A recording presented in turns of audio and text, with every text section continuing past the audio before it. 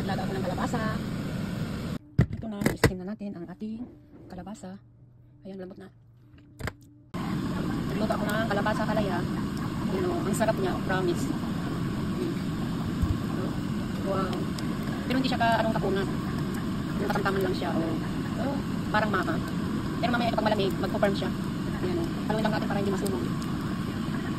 Mamaya corn na yan.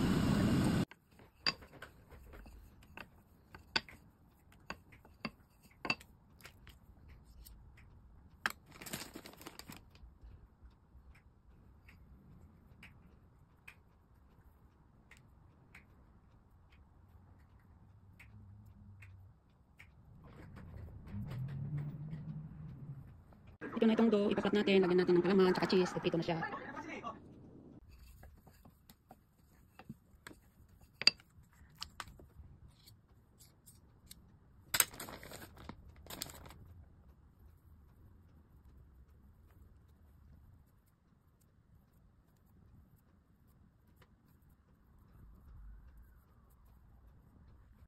Ito na, ready na tayong magprito. Ayan, ang ating kalabasa cheese empanada. Ayan, ang ating, tignan natin pag naprito na. See, so yummy. Ayan, hindi man kagandahan.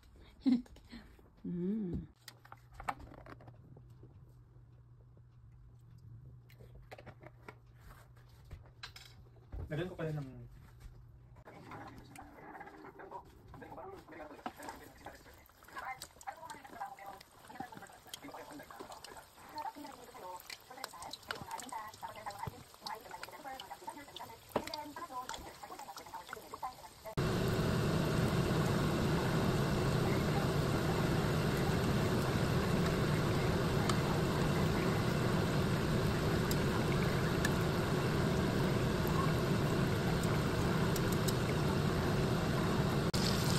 Nag-brown na, naluto na.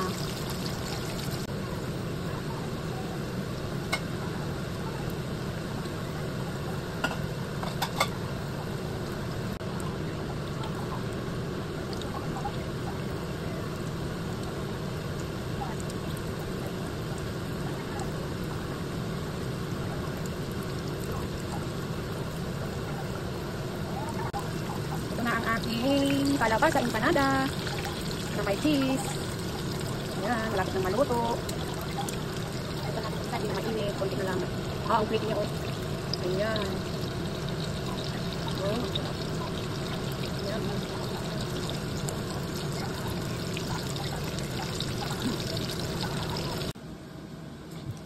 Ito na. Luto na ang aking empanada. Ayan, kalabasa cheese empanada. May sobra pa ako dito, oh. Gawin natin ulit next time. Half recipe kasi lang yung ginawa ko, eh. Oh. Ayan, ang sarap. Kain na.